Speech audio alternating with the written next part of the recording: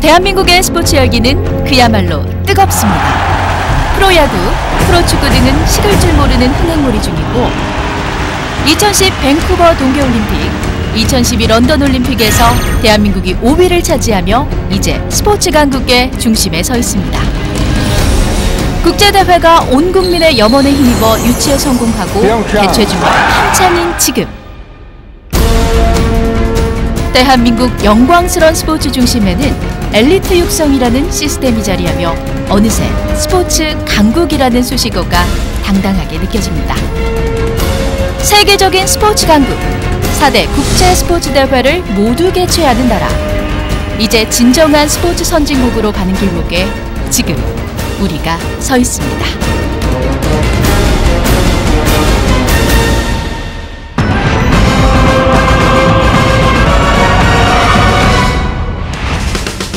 지난 5월 스포츠 강국이라는 이름에 걸맞은 특별한 대회가 우리나라에서 열렸습니다. 지구촌 최대의 조정축제. 이곳은 2013 충주 세계조정선수권대회가 열린 충주 탕금호입니다. 8월 25일부터 8일간 열린 이 대회가 역대 최대 규모의 대회로 기록됐습니다. 지금까지 피사 월드로잉 챔피언십에서 지난 슬로베니아 대회에서 67개국이 참가한 대회가 최대국이 참가한 그런 대회였습니다. 근데 이번에 그 피사에서 엔트리 마감 결과 75개국에서 엔트리 접수를 했고요. 이번 대회는 2009년 8월 개최지로 확정된 후 최고의 대회를 위해 4년 동안 땀을 흘려온 결과물입니다.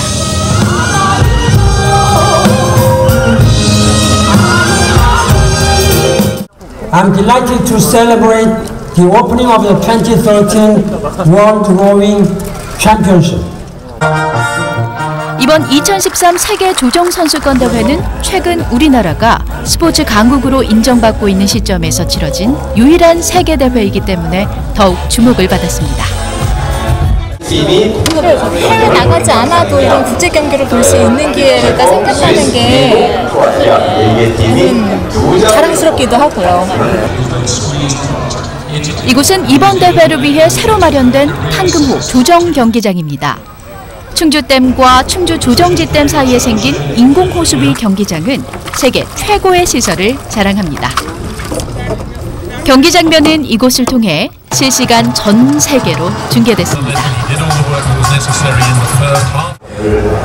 가장 특징적인 시설이라고 보면은 뒷면에 보시는 중계 관전도로가 되겠습니다. 이거로 중계 관전도로는 어느 경기장에 가서도 볼 수 없는 대한민국에서만 볼 수 있는 유일한 시설이 되겠습니다. 이처럼 세계 대회를 개최하고 또 당당히 실력을 겨룰 만큼 우리나라는 최근 몇 년 스포츠 강국으로 급부상하고 있습니다.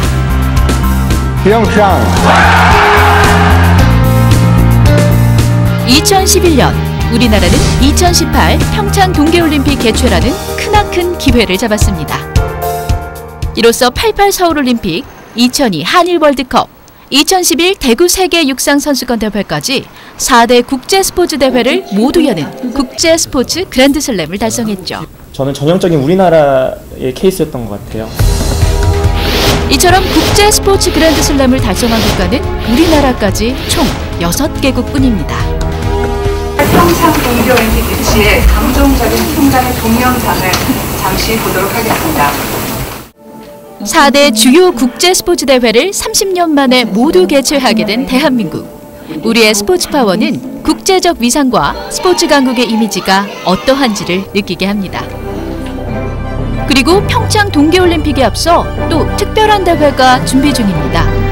2014년 9월 40억 아시아인의 시선이 집중될 2014 인천 아시아 경기 대회가 바로 그것입니다. 성공적인 인천 아시아 경기 대회를 위해 10개의 신설 경기장이 지어졌는데 그중 배구 경기장으로 사용될 송림체육관이 제일 처음 개관식을 가졌습니다. 우리나라에서 세 번째 개최되는 인천 아시아 경기 대회. 아시아 45개국 15,000여 명이 참가하는 이번 대회는 아시아 최대 스포츠 대회가 될 것입니다. 우리가 아시안게임은 평화의 숨결 아시아의 미래라는 그런 슬로건처럼 아시안게임을 중국, 일본, 한국이 독점하는 아시안게임이 아니라 스포츠 약소국도 골고루 메달을 딸 수 있는 그런 공정한 기회가 부여되는, 그래서 모든 아시아인이 하나로 화합하는 아시안게임이 되도록 하겠습니다. 새로 개관한 송림체육관은 총 5,009개의 관람석으로 채워진 배구 종목을 위한 시설입니다. 이와 같이 몇몇 새 경기장을 짓는 이유는 모든 종목을 인천에서 치르겠다는 인천 아시아경기대회의 의지가 바탕이 되어서죠.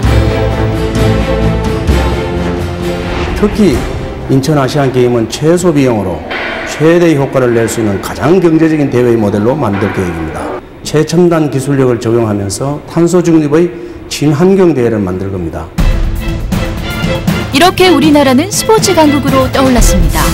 이 정도 수준으로 오르는 데는 과거 몇 가지 종목에 집중돼 있던 우리 선수들의 기량이 최근 다양한 종목으로 폭넓게 우수해졌다는 사실 덕분입니다. 과거 서양권 선수들이 주름 잡던 분야에 과감하게 도전장을 내밀고 어깨를 나란히 하게 된 선수들의 플레이. 불모지나 다름없던 이들 종목이 국가 브랜드 향상 및 스포츠 인재 양성의 도화선이 됐습니다.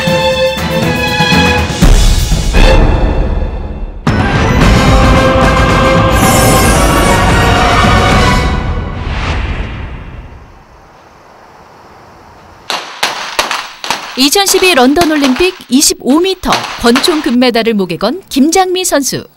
그녀는 런던 올림픽을 통해 사격 기대주에서 세계 최고의 선수로 주목을 받고 있습니다. 올림픽 금메달은 이제 선수들의 최종 목표죠. 근데 저는 아직 그 최종 목표를 꿀 만큼 막 그렇게 커 있질 않아서 아예 생각도 못 하고 있었던 것 같아요. 그래서 그냥 나름대로 권총에서, 여자 권총에서 처음이라니까 그저 좋죠. 사실 김장미 선수의 금메달은 여러모로 의미가 있습니다. 이것은 올림픽에서 한국이 따낸 첫 번째 여자 권총의 금메달이자 20년 만에 올림픽 사격 부문에서 얻은 여자 금메달이기 때문이죠.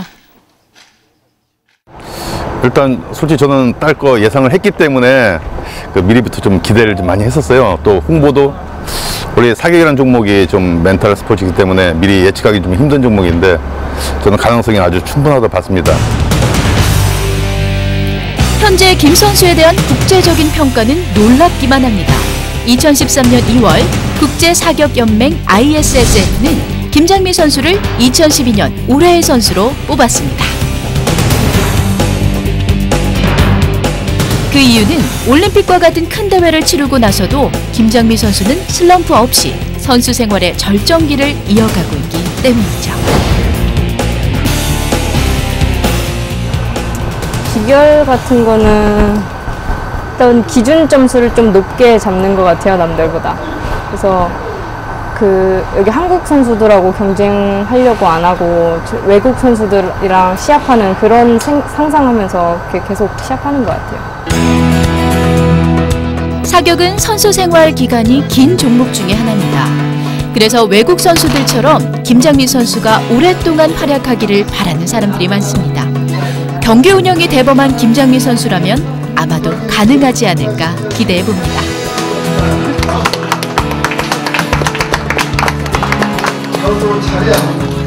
올림픽 일단은 한국에서 선발이 되는 게 우선이기 때문에 한국에서 선발만 되면 쉽지 않을까 생각을 해요. 근데 한국 선발이 제일 어려워서 선발전에 좀 집중을 해야죠. 김장미 선수처럼 대한민국 리듬 체조도 최고가 될 수 있다는 가능성을 보여준 선수가 있습니다. 모두가 짐작하듯 2012 런던 올림픽 5위, 2013 리듬 체조 아시아 선수권 대회에서 3관왕을 차지한 손현재 선수입니다. 그녀는 세계 무대에서 활약하며 국민적 사랑을 받고 있습니다. 그녀에 대한 국민적 애정 보시겠습니까? 각 분야의 올해의 인물을 조사하는 설문조사에서 2012년 한국을 빛낸 스포츠 선수 1위를 차지했는데 리듬 체조 선수로는 그녀가 최초였습니다. 이처럼 한국 리듬 체조는 소년제라는 보물로 이전에 없던 부흥을 맞고 있습니다. 아무래도 이제 손현재 선수가 많이 이렇게 좀 국제대회에서 입상 성적도 많이 좋아지고, 그 다음에 애들 성장하는 데도 이 리듬 체조 굉장히 도움이 많이 되는 것 같더라고요. 그런 면에서 이렇게 운동도 시키고 하니까 부모님들이 많은 관심을 가지게 됩니다. 지금부터 손현재 선수와 함께하는 수련을 시작하겠습니다. 안녕하세요. 손현재입니다. 세계선수권 대회 마치고 돌아와서 이렇게 많은 친구들과 선수들과 같이 자리를 할 수 있게 돼서 너무 기쁘게 생각을 하고, 생각보다 선수들이 너무 많아서 제가 어떻게 해야 될지 잘 모르겠긴 하지만 그래도 오늘 좋은 시간을 내고 같이 소통하는 그런 시간이 있으면 좋겠습니다. 잘 부탁드립니다.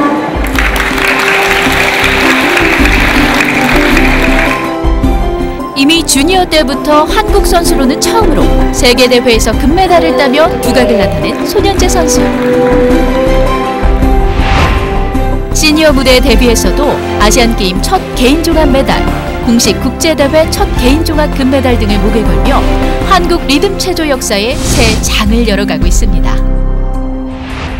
지금 현재 손현재 선수는 물론 메달리스트는 아니지만은 우리 한국 체조 리듬 체조 역사상 유니버시아드 대회, 그다음에 아시안 게임에서 동메달, 그다음에 세계 대회 올림픽에서 5위를 할 정도의 그런 선수로서 꽤 명활약을 하고 있고, 이러한 실력은 그냥 만들어진 것이 아닙니다. 런던 올림픽 전 러시아 전지 훈련 중에도 지독한 연습벌레라는 얘기를 들을 만큼 하루 8시간 이상의 훈련을 견디면서 실력을 갈고 닦았죠. 제가 친구들한테 많이 힘이 되는 그런 선수가 되고 싶고, 앞으로도 열심히 해서 좋은 선수로서 많은 모습 보여드릴 테니까 열심히 해주세요.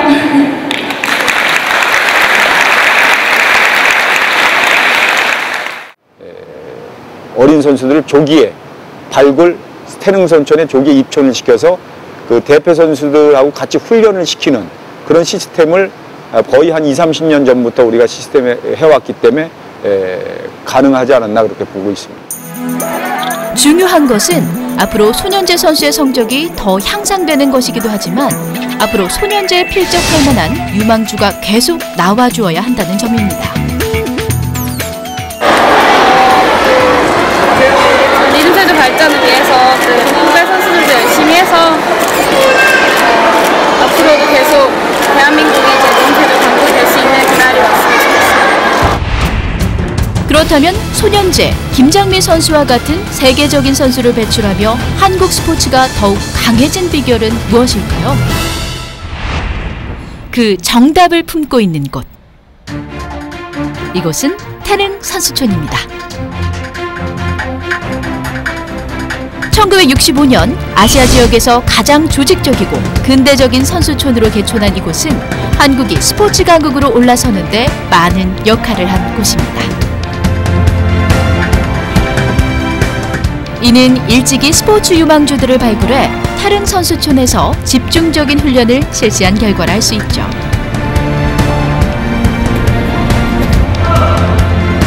(2012년) 런던 올림픽에서 금메달 2개와 동메달 1개로 런던 올림픽 종합 5위 달성에 한 몫을 차지한 유도 역시 오늘도 태릉에서 값진 땀을 흘립니다. 일단 메달을 딴다는 거는 훈련량하고 똑같습니다. 훈련을 얼마만큼 많이 하느냐에 따라서 메달을 따고 안 따고 정해지기 때문에 특별한 비결이라기보다는 훈련량이 또 강도가 높은 훈련을 하기 때문에 그런 성적이 나온다고 볼 수가 있겠죠. 네. 그만큼 유도 대표팀의 훈련은 태릉 선수촌에서도 훈련량이 많기로 소문난 종목입니다. 이른 시간부터 늦은 밤까지 강도 높은 훈련을 소화하면서 보내죠. 오전에는 웨이트 트레이닝하고 유연성 향상을 위해서 취구 훈련 이렇게 주로 최대 근력 훈련하고 오전에 훈련하고 있고, 오후에는 본 운동인 유도 시간을 하고 있고요. 야간에는 개인 훈련이고.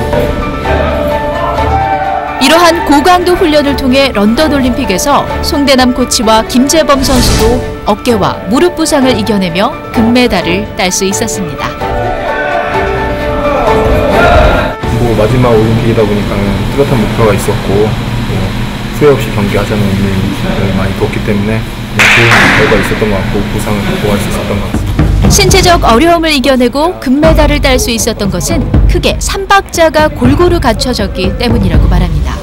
그것은 선수들의 강한 의지와 지도자의 헌신, 체계적이고 과학적인 훈련, 스포츠에 대한 아낌없는 지원 등을 꼽고 있죠. 다시 재정비해서 내년 아시안게임 때는 목표로 그래가지고 최소한 금메달 3개, 4개 정도는 목표를 하고 있고요. 다가오는 일본 그랜드슬램도 최선을 다해가지고 다시 한국 무대를 최강으로 다시 만들려고 하고 있습니다.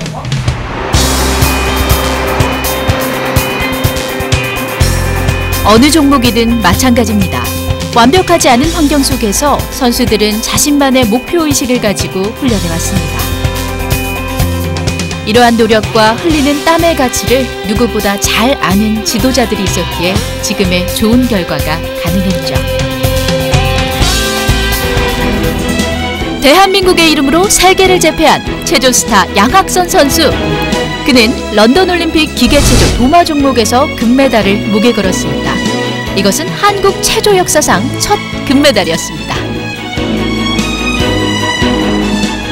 처음부터 선생님들이 저희 감독님이랑 그다음에 저희 코치님들이 저를 믿어주시고 시합을 계속 띄켜주셔서 아마 제가 이 자리에 있지 않나 그렇게 생각하고 있습니다. 국민들이 매번 시합 나갈 때마다 기대를 가져주시고 응원을 더 열심히 해주시는 그런 양학선이 된 것 같습니다. 이제 양학선은 도마에서 세계 최고입니다. 그에게 대적할 적수가 없는데도 그는 쉼없이 기술을 향상시키고 있습니다. 양학선은 런던 올림픽이 끝나자마자 신기술을 또 개발하기도 했습니다.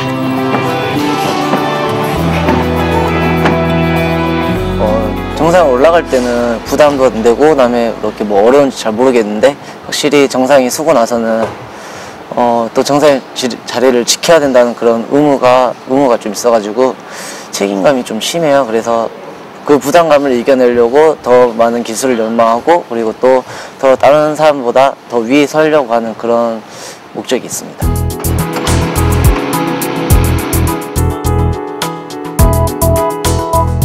이렇게 단시간에 새로운 기술을 만들고 또 그런 기술이 탄생할 수 있었던 노력에는 체육과학연구원의 역할이 한몫했습니다. 양학선 선수의 사상 첫 올림픽 금메달도 이곳 과학장비 활용의 결과물이죠. 체조 종목을 맡은 송주호 박사는 양학선 선수의 경기 장면을 역학적으로 분석해 최상의 경기력을 발휘할 수 있도록 도왔습니다. 전체적으로 이제 저희 연구원에서 하는 일들이 이제 스포츠 과학 지원이라고 볼 수 있습니다. 그래서 이 지도자들이 예를 들면 한 90% 한다면 저희는 그 미세한 한 10%에서 20% 정도를 좀 과학을 접목해서 이 메달 색깔을 바꿀 수 있는 그런 역할을 좀 한다고 볼 수 있는데, 이처럼 스포츠 과학이 결국 선수들의 성적을 좌우하는 시대가 됐습니다. 과거에는 혹독한 지옥 훈련과 감독의 감으로 선수를 지도했다면 이제는 과학적 근거가 뒷받침된 데이터와 노하우로 선수를 지도하는 것입니다.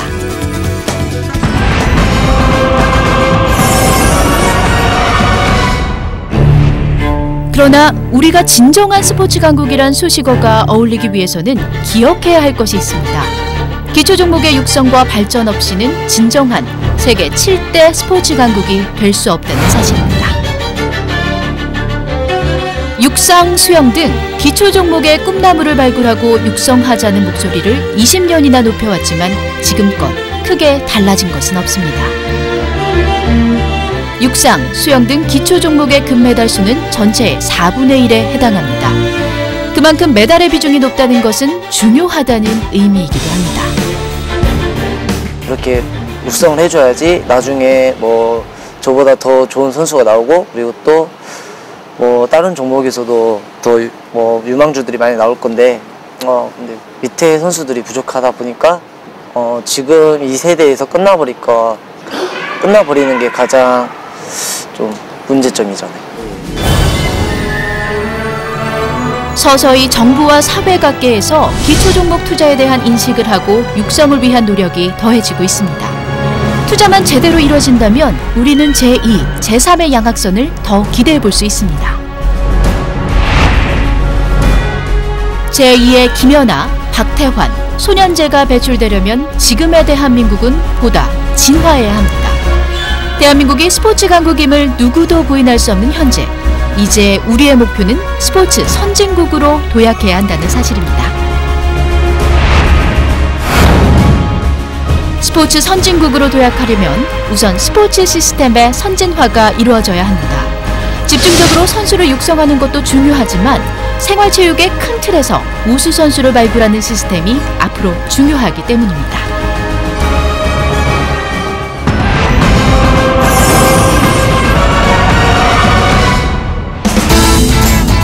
스포츠 선진국이라 불리는 영국. 영국 국민들만큼 스포츠를 좋아하고 즐기는 국민도 드뭅니다. 생활체육의 근원지답게 영국인들은 남녀노소 누구나 스포츠를 생활의 일부로서 즐기며 살고 있습니다. 우리가 흔히 알고 있는 스포츠 포 올이란 용어는 사실 영국의 체육 정책에서 처음 언급됐습니다. 모두가 즐기는, 모두를 위한 스포츠야말로 영국이 지향하는 스포츠인 셈이죠. 영국은 한쪽으로 치우친 체육 정책이 아니라 전문 체육, 생활체육, 학교 체육, 그리고 프로스포츠, 이 네 가지가 서로 조화롭게 달리는 자동차의 바퀴와 같다는 생각을 가지고 있습니다. 이곳은 내셔널 스포츠 센터, 즉 국민체육시설입니다. 크리스탈 팰리스라는 이름의 이곳은 일종의 스포츠 센터죠. 이곳은 일반인들뿐만 아니라 엘리트 선수나 트레이너의 훈련장으로도 활용되고 있습니다.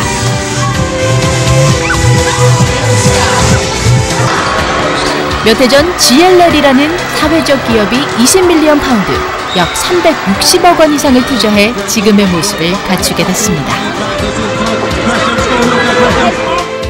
And the community have other facilities, but not at such good standard. So what we have tried to do is to make sure that the community can use elite facilities alongside elite athletes with special programming. 이렇게 국민체육시설을 지원하는 단체는 영국에 100여 개나 됩니다. 영국에는 이곳처럼 공공기관이 운영하는 스포츠 센터가 더 많죠. GLL의 경우 5개에서 출발해 20년이 지난 지금은 영국 전역에 115개의 스포츠 센터를 운영하고 있습니다. Come to the gym about 3 or 4 times a week, and I come here and I go swimming afterwards. I've injured my leg, and I'm trying to build up my strength again and get fit. I'm really pleased it gets used. It's a great facility. It should have been used for the Olympics. 크리스탈 팰리스 같은 각종 생활체육시설을 정비하고 관리하는 주체는 영국 정부가 정한 민간단체들입니다.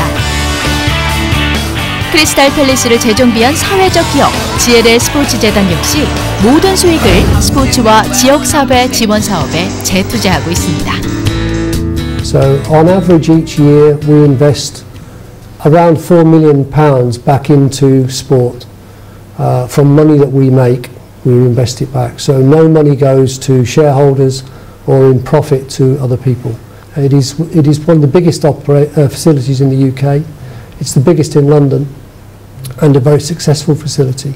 이러한 스포츠 센터는 어린 학생들에게도 다양한 스포츠를 경험하고 즐길 수 있는 기회를 제공합니다. 2012 런던 올림픽에서 트랙 사이클링 금메달을 딴 조아나 라우셀 선수도 어린 시절 이곳에서 운동을 했습니다. When I was younger, I used to actually do swimming here at this sports centre, and I've also done cycling races here at the circuit up here, and I also used to do running as well.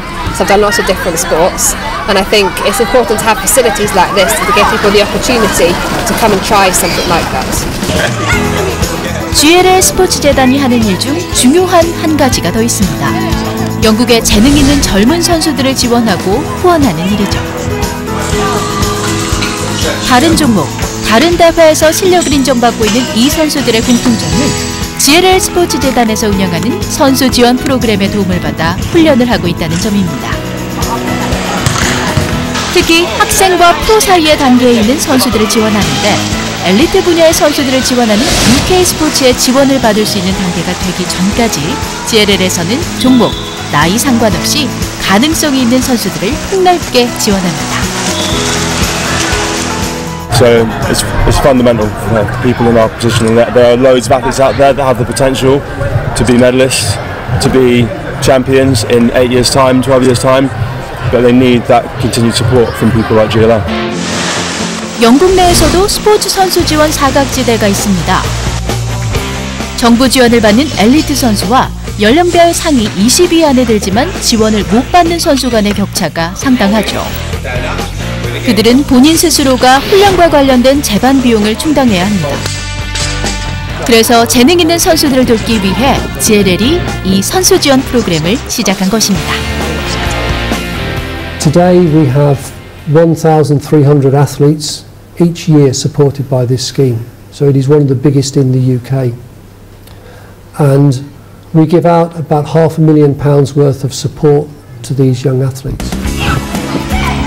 이렇게 선택된 선수들은 GLL로부터 다양한 지원 혜택을 받습니다. 그 중에서도 눈여겨볼 점은 재단의 지원을 받는 선수들이 스포츠 클럽에서 코치나 행정관리 등의 업무를 본다는 점입니다. 다이빙 선수에서 역도로 전향한 존 갈비노 선수도 현재 GLL에서 맡은 역할이 있습니다. And my job is in aquatics, so swimming, diving, synchronized swimming, water polo and open water. So my job is to develop community programs and try and get more people active in different sports. 크리스와 제이크 선수는 런던 올림픽을 통해 높아진 비치 발리볼 인기 덕에 전용 코트를 갖춘 크리스탈 팰리스에서 후배들을 가르치고 있습니다. Yeah, so part of the Crystal Palace Beach Volleyball Club, we have a children's section, so we coach the children as well, and it's great to coach kids. You know, teach them the basics, see them get better and develop, and then hopefully your plan is that you want them to someday represent Great Britain like we are. 민간 단체가 국가대표 선수를 지원하는 모습은 깊은 인상을 줍니다. 게다가 현역 선수들이 일반인들을 위해 코치를 한다는 사실도 놀라운 일이고요. 그만큼 현재 영국은 다양한 스포츠를 누구나 즐기고 가까이 할 수 있는 환경이라는 의미가 담겨 있습니다.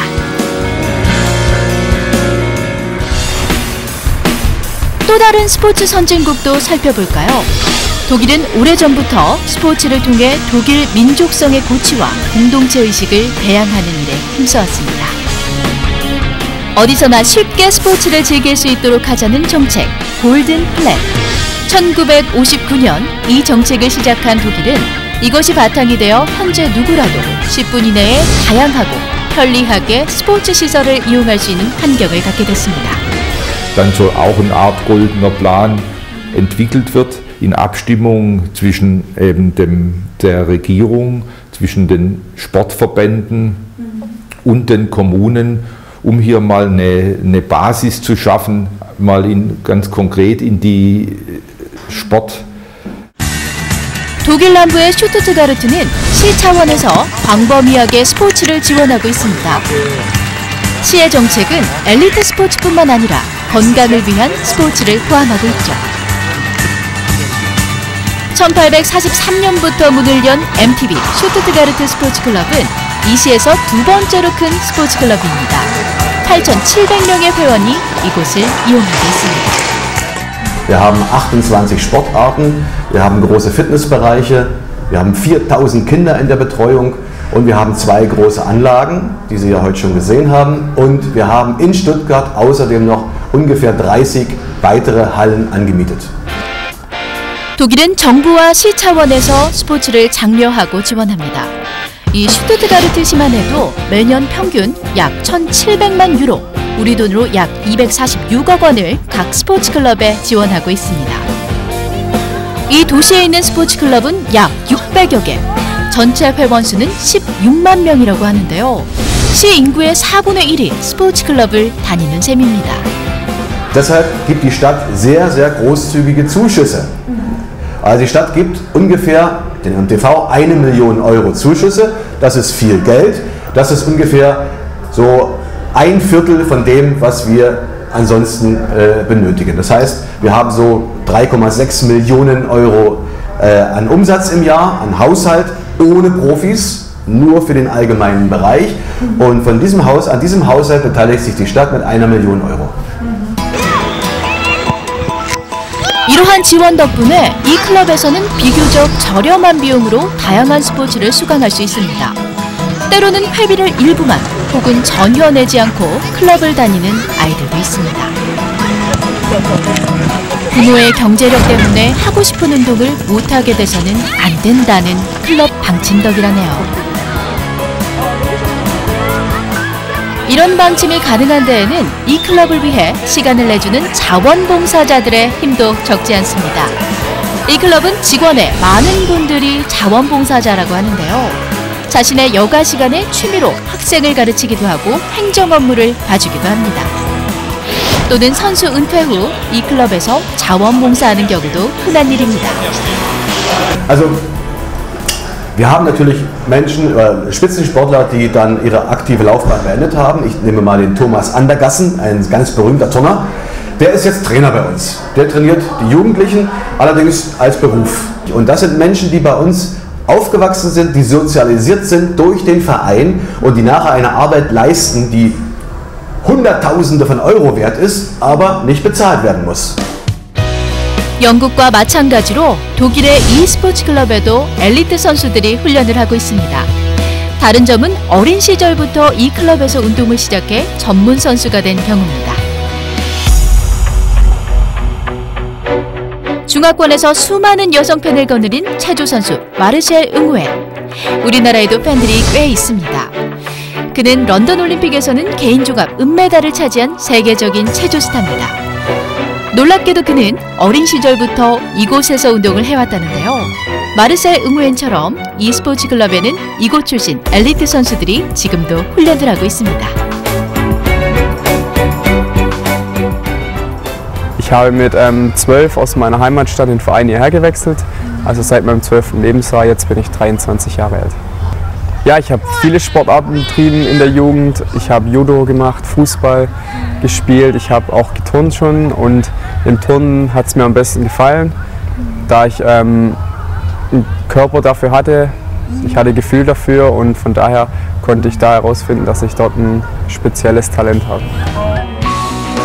세바스찬 크리머 선수는 런던 올림픽에 이어 2016년 리오 올림픽 대회에도 출전하는 것을 목표로 하고 있습니다. 선수 은퇴 후에는 토마스 안더가슨처럼 자원봉사를 할 계획도 있다고 하네요. Ja, ich will auf jeden Fall mit dem Sport in Verbindung bleiben. Was genau daraus jetzt herausläuft, weiß ich jetzt noch nicht, ob es Trainer wird oder in anderen Bereichen, aber ich werde auf jeden Fall weiterhin im Sport bleiben. Also ich werde, denke ich, den MTV nicht wieder verlassen. Ich werde hier bleiben und mal schauen, ob ich ehrenamtlich später mal hier einen Job habe, den ich ausführen kann. 마르셀 응우엔 등 2대 체조 선수처럼 어린 시절부터 재능을 보이면 엘리트 선수가 될 기회가 독일에선 자연스럽게 열립니다. MTV 스포츠 클럽에서는 축구나 체조, 배구와 같은 종목에서 재능을 보이면 높은 단계까지 오를 수 있도록 돕습니다. 특히 슈투트가르트에 있는 프로축구 클럽 VfB 슈투트가르트와 연계돼 축구 꿈나무로 키워줍니다. Ich glaube, da war ich 6. Das fand ich einfach schön. Bester Fußballtor der Welt.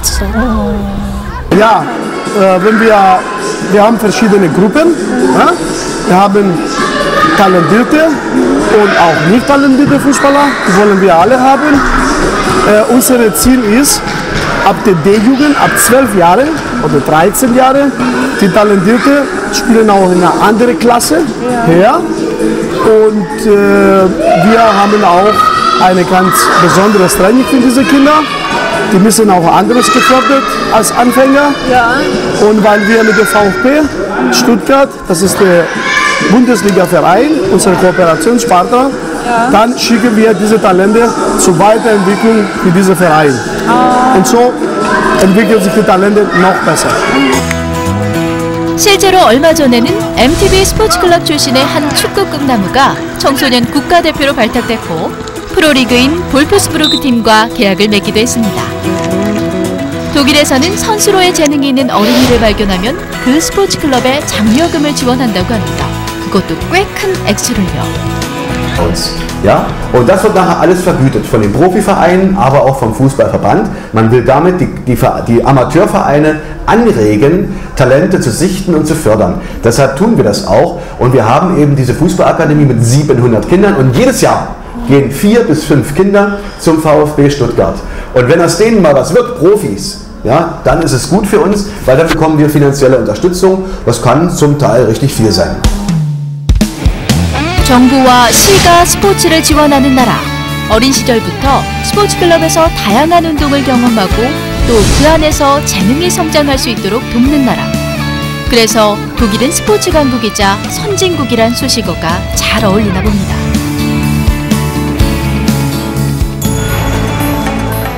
이처럼 유럽의 스포츠 선진국들은 합리적인 방식으로 스포츠를 육성하고 지원합니다. 아시아의 경우는 어떨까요? 영국, 독일과 마찬가지로 일본은 아시아 최강의 생활체육 국가입니다. 특히 이곳은 학교 중심의 체육이 단단하게 자리 잡고 있죠. 学校中心というか学校体育そのものはもう近代以降ずっと続いてますので、それがまだずっと中心的にあります。ただその1980年90年ぐらいからかな、95年からか、文部科学省がね、総合型地域スポーツクラブっていうクラブを地域にどんどん作りましょうっていう、そういう政策を推し進めていて、まあそういう意味ではその95年ぐらいから地域でそのクラブ作りをまあ積極的に推進しているということはあります。ただしなんだかんだ言っても施設はそんなにすぐ作れませんから、皆さんが気軽にこう出かけられる施設っていうのはやっぱり学校がどうしてもまだ中心になっていると思いますね。 동경 외곽의 현립 우라와 고등학교. 이 학교는 여느 일본의 학교들보다 훨씬 체육 수업을 체계적으로 진행하고 있습니다. 학교 시설 또한 체육 수업을 폭넓게 할 수 있도록 잘 갖춰져 있죠.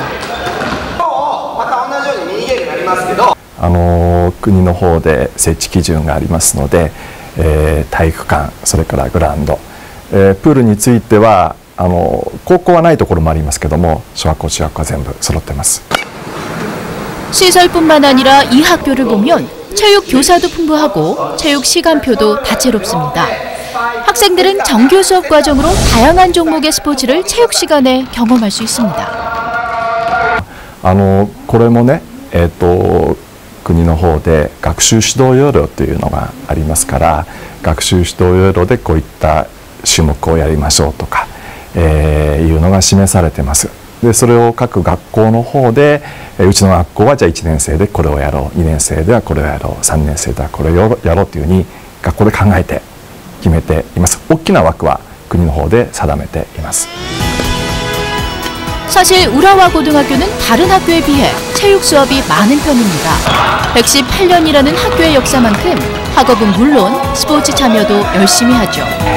체육 수업이 많아서 불편해할 것도 같지만 학생들도 학부모도 모두 환영하는 분위기라고 합니다. 他の授業の時間は少なくなっちゃうんですけど、勉強とかでストレスが出た時にスポーツで発散できるんでありがたいです。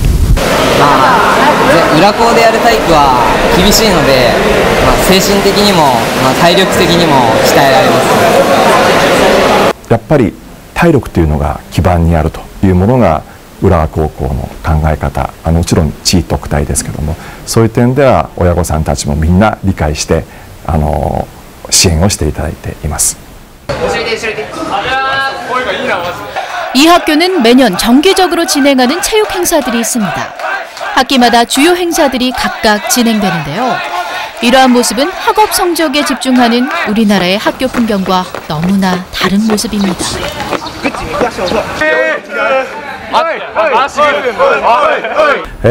これも非常に伝統のある行事で、臨海学校も55回目になります。競歩大会も同じですね。同じもう50回以上の歴史を持ってまして、この、大きな体育的なイベントを通して生徒が非常にたくましくなっていくとそういうことでこの、行事がずっと続いている、理由だと思います。 우리나라 못지않게 입시, 대학 진학에 대한 열기가 뜨거운 나라. 한편으로 이렇게 다양한 체육 활동들을 학기 중에 소화해야 한다는 것에 불편함을 느끼지는 않을까요? やっぱり部活とか行事があったとしても、例えばそれで遅くまで学校に残ってしまったとしたら、その分翌日の朝早く起きて、で早く学校に来てその時間を勉強に回したりっていう風にして、で逆にその規則正しい生活とかそういったライフサイクルが確立することによって、やっぱり毎日の習慣として勉強が逆に入ってくるので、その両立っていうのを厳しいと思ったことは自分はないです。 우라와 고등학교의 스포츠 사랑은 여기서 끝나지 않습니다. 방과 후에는 운동부 시간이 시작되는데 총 11개의 운동부가 활동합니다. 모두 자율적으로 진행됩니다. 本校は運動部の活動も非常に盛んです。約 70% の生徒が運動部に入っているという実態があります。で各運動部とも、非常に力を入れていて、県大会の上位あるいはその上に関東大会全国大会っていうのがあるんですけども、そういうところを目指して、みんな非常に頑張っています。 종목별로 합숙을 하기도 하고 특별한 연습 과정을 소화하기도 합니다. 모두 각종 대회의 출전 목표를 가지고 실력 향상에 힘쓰고 있는데 실제로 럭비나 검도, 축구, 배드민턴은 사이타마현에서 강호로 불릴 정도입니다. 이처럼 학교 체육에 열정을 다하는 모습을 통해 스포츠에 대한 일본의 생각이 어떤지 짐작하게 합니다. 생활체육과 엘리트 체육이라는 두 마리 토끼를 모두 잡은 일본. 우리가 생각해봐야 할 점이 많습니다.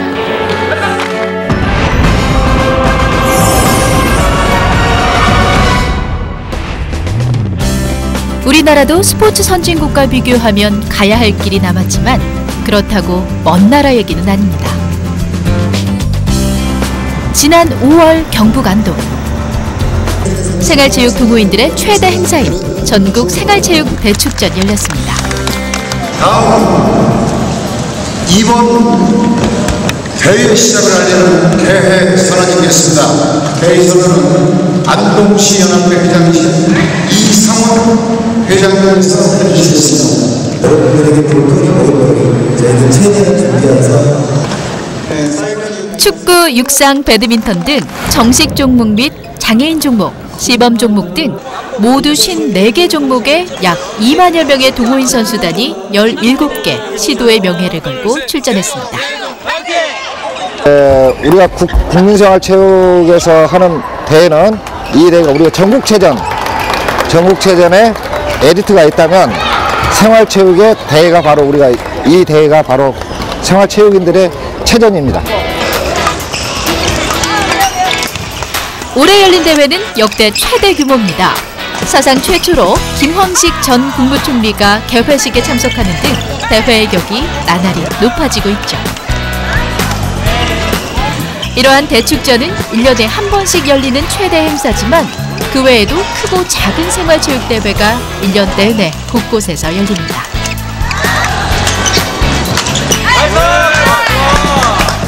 그 각 시도에 경제 활성화를 또 살리기 위해서도 로테이션으로 돌려서 지금 현재 모든 대회를 하고 있습니다. 또 생활체육인들의 굉장히 활력소, 또 이 대회를 함으로써 선수들에 대한 또 체력 증진이 굉장히 좋죠. 이게. 지난 2001년 제주를 시작으로 2012년 대전에 이어 올해 13회째인 전국생활체육 대축전. 지금까지 각 지자체별로 대회가 순회 중입니다. 이제 전국에 있는 분들 같이 모여서 같이 운동을 할 수 있는 게 좋고요. 또 각 시도 대항이긴 하지만 그래도 이렇게 모여서 전 종목이지만 우리 배드민턴은 같이 모여서 할 수 있는 게 그게 좋은 것 같아요. 전국 생활체육 대축전은 국내 생활체육인들만의 잔치로 끝나지 않습니다. 제외 동포는 물론 일본 생활체육인들을 초청해 의미를 더하는데요. 생활체육을 사랑하는 사람들 간의 화합의 장을 만들기 위한 노력의 결과입니다. 저희들도 지금 저희 미국에서 저기 생활체육회가 있어가지고 저희들 배드민턴하고 요번에 저기 테니스하고 조커랑 같이 나왔어요. 그래서 어제부터 계속 게임하고 있고 어떤 뭐 시설이나 뭐 서비스 면은 너무 좋아서 항상 감사합니다.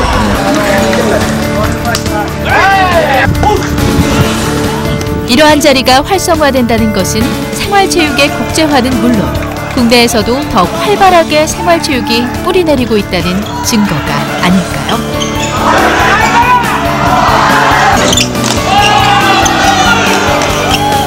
이처럼 우리가 스포츠 선진국으로 가는 희망의 씨앗은 곳곳에서 자라고 있습니다.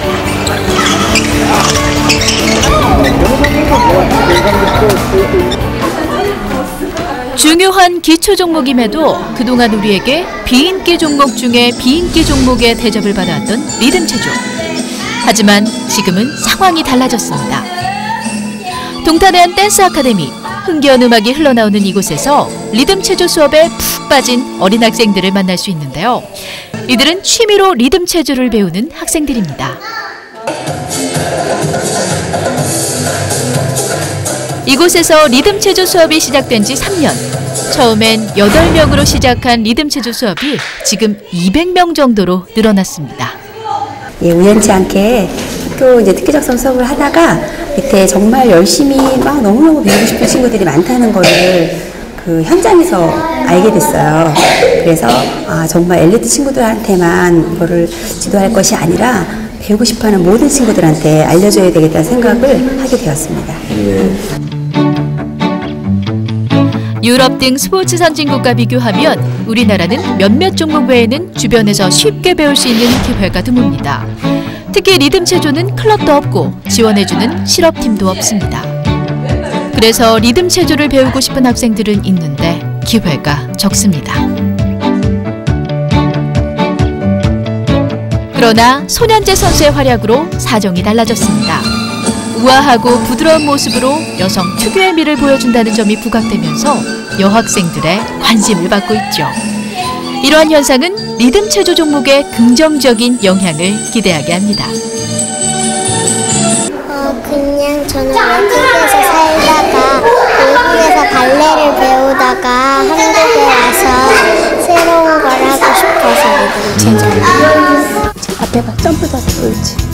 이러한 분위기 덕분인지 리듬체조를 보다 부담 없이 배울 수 있는 기회가 열리고 있습니다. 리듬체조에서 안무와 음악, 의상과 도구는 적지 않은 돈이 드는데요. 이러한 부담을 덜고자 체조협회에서는 규정 레벨 1에서 6까지 안무와 음악을 정리해 공개했습니다. 크게 돌리고 턴하고 밸런스. 레벨을 하면서 비용 부담이 많이 저렴하죠. 선수 친구들은 작품을 받아야 되는데 레벨하는 친구들은 그냥 일반 수업료만 내면 되니까 굉장히 많이 저렴하게 수업을 하고 있습니다. 이러한 규정 레벨은 누구나 사용이 가능하고 실제 많은 학원과 학교에서는 이 규정 레벨로 수업을 하고 있습니다. 화이팅! 밀어! 옳지! 일어나! 밀어! 규정 레벨이 정리됨으로써 학생들은 리듬체조의 매력을 쉽게 접하고 비용 부담도 덜게 됐습니다. 훨씬 좋죠. 네, 아무래도 엄마들이 금액적인 부분이 이제 부담이 많이 되니까 그게 줄으면 엄마들은 훨씬 좋죠. 시키기도 편하고. 이러한 노력은 체조 인구 저변 확대에 분명 긍정적인 영향을 주고 있습니다. 이렇게 리듬 체조를 접한 후 소질이 있거나 본인의 의지가 있으면 얼마든지 본격적으로 리듬 체조에 뛰어들 수 있으니까요.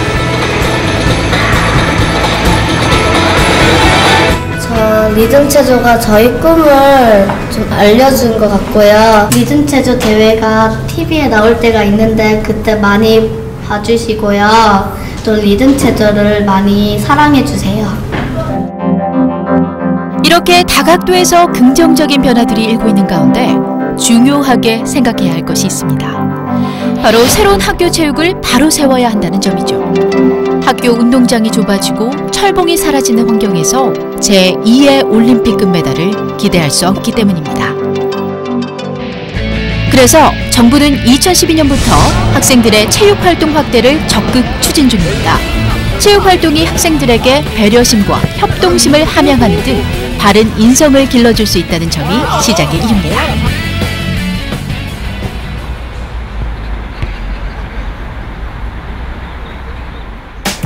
강남의 대치중학교.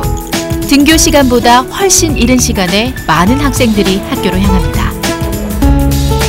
1교시가 시작되기 전인 오전 7시 30분부터 운동장에서 마음껏 공을 찰 수 있는 축구교실이 운영되기 때문입니다.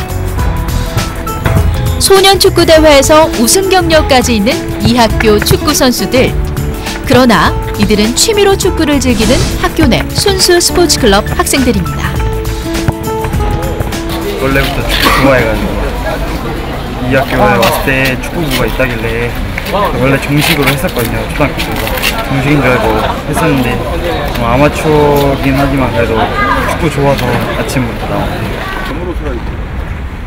이 학교의 체육교사들이 직접 축구클럽 학생들을 지도합니다. 학생들은 학교에서 준비해준 유니폼에 기구와 장소를 이용하며 마음껏 축구를 즐기게 됩니다. 일찍 나오게 되면서 지각을 하지 않게 됐고 또 학부모님들의 아이들을 깨우는데 어려움이 많이 있었는데 그게 좀 많이 스스로 일어나가지고 어려움을 해소돼요. 또 저희 스포츠 클럽 축구 같은 경우는 전교 1등부터 소위 말하는 말씀꾸러기 아이들까지 같이 어우러져서 함께하다 보니까 서로 상승작용을 위해서 아이들이 굉장히 많이 순화가 되고 있는 그런 결과가. 비 오는 날이나 중간고사, 기말고사 전 2주를 제외하곤 매일 이렇게 일찍 모여서 축구를 합니다. 이렇게 학교 내 스포츠클럽이 활성화된 곳은 서울내 학교의 55%가 넘습니다. 전체 학교 수는 1,400여 개. 적어도 한 학교에 여러 개의 팀이 운영 중인데요. 계산해보면 약 1,400여 개 팀이 활동 중인 것입니다. 이러한 학교 내 스포츠클럽 활동은 학교 폭력, 따돌림 등 최근의 학교 문제를 해결할 수 있는 근본적 대책이라는 결과로 이어지고 있습니다. 일단은 이제 학교 스포츠 클럽이 확대된다고 하는 것은 아이들에게 스포츠 활동 참여 기회가 늘어나게 되니까요. 그로 인해서 아이들이 또 신체적인 건강뿐만이 아니고 정서 순화라든지 인지 능력 향상이라든지 아이들이 어떤 전인적인 성장에 긍정적인 효과가 있다고 봐야죠. 대치중학교에선 스포츠에 소극적이던 여학생들도 운동하는 재미에 푹 빠져 있습니다. 그건 티볼 때문인데요. 야구와 비슷하지만 누구나 쉽게 즐길 수 있는 티볼은 여학생들에게 인기가 좋습니다. 여학생들로 구성된 대치중학교의 티볼 클럽은 학교 스포츠클럽 리그에 참가하면서부터 열기가 더 뜨거워졌습니다. 우리가 실수해서 지면 억울하잖아. 그지? 내 머리 씌워 받고 싶어. 똑같은 거야. 우리 여기 이기러 왔지. 이기는 것도 중요하지만 내 스스로가 내가 실수를 줄여가고 우리가 학생들의 체력 증진과 학교 스포츠클럽 활성화를 위해 운영 중인 학교 스포츠클럽 리그. 특히 올해로 3회째인 서울시 교육감배 학교 스포츠클럽 리그는 학생들의 스포츠 활동 참여 기회를 늘리기 위해 서울특별시 교육청에서 주관하는 청소년 스포츠 리그입니다. 그래서 2011년도에는 중학교 136개 팀이 참가를 했고 2012년도에는 717개 팀, 금년도에는 1440개 팀이라고 하는 해마다 굉장히 많이 늘어나고 있습니다. 지금까지 그 결과, 그 다음에 이제 승리 중심의 어떤 스포츠 활동을 이제 과정 중심 그리고 소통 중심으로 패러다임 자체를 전환시켰다는 데 큰 의미가 있습니다. 대치중학교는 이런 리그에 출전하면서 우승도 하고 성취감도 얻게 되면서 학생들이 달라졌다고 합니다. 그냥 운동을 할 때는 목표가 따로 없는데 여기를 하면 내가 실수를 줄여서 기왕이면 우리 팀이 이겨야겠다라는 목표가 있으니까 더 열심히 임하게 되는 것 같아요. 영어, 수학 등 특정 과목 교육만 강조하던 학교가 체육을 중시하는 요즘 지덕체가 아닌 체인지로 변화하는 것이 긍정적인 것은 틀림없습니다. 학교 졸업과 함께 스포츠 경험이 어린 시절의 추억으로 묻혀지는 것은 이제 안 됩니다. 학교 스포츠 클럽 활동과 같은 것이 성인이 된 후에도 연계돼야 합니다. 더불어 다양한 방식으로 스포츠를 받아들이게 하는 것도 필요하죠. 예전에는 보는 스포츠가 중심이었다면 이제는 참여하는 스포츠로 바뀌었는데 앞으로는 즐기는 스포츠로 패러다임이 바뀔 전망입니다. 이를 위해서는 스포츠 친화적인 삶을 만들어가야 합니다. 그것이 바로 융합형 스포츠입니다. 경쟁 지향적으로 하는 스포츠 형태는 익숙하지가 않고 또 이제 아이들이 스포츠 친화적인 사람으로 만들기 위해서는 다양한 스포츠 교육 콘텐츠가 필요한 거죠. 그렇게 봤을 때는 스포츠 미술 대회라든지 UCC 대회, 그다음에 뭐 다양한 그 무료 관람, 경기 관람, 뭐 이렇게 조금 경기에 직접 참여하지는 않더라도 그 간접적으로 이렇게 스포츠와 어떤 친해질 수 있는 다양한 프로그램을 융합형 스포츠 교육 콘텐츠다라고 얘기할 수 있죠. 시대의 변화에 따라 흐름에 따라 스포츠에 대한 우리의 생각은 달라져야 합니다. 그렇게 된다면 우리는 경쟁력 있는 스포츠 강국이 될 것이고 스포츠 선진국의 자리에 가까워질 것입니다. 그러니까 꼭 운동을 해서 운동선수가 되는 게 아니기 때문에 스포츠를 매개체로 해서 이 아이들이 다양한 직업들을 가질 수 있도록 교육시키는 이 부분들이 교실에 앉아서 하는 진로교육보다도 스포츠를 통해서 체험하면서 그런 부분들이 아마 다른 서구나 일본, 뭐 중국과 비교했을 때 우리 한국이 굉장히 경쟁력이 있다 이렇게 생각을 합니다. 세계적인 대회를 성공적으로 개최하고 마무리 짓는 것도 중요합니다. 그리고 올림픽과 같은 세계대회에서 신기록을 세우고 금메달을 많이 획득하는 것도 의미가 크죠. 그러나 그 명성에 걸맞은 평준화된 스포츠 지원, 그리고 합당한 육성 방침도 모두 중요합니다. 국민 모두가 스포츠를 생활하는 인식 개선도 필요한 점입니다. 그렇게 하는 것이 스포츠 선진국 대한민국이라는 수식어로 당당하게 불릴 수 있는 길입니다. 우리는 지금 스포츠 선진국이라는 옷을 입을 준비가 돼 있습니다.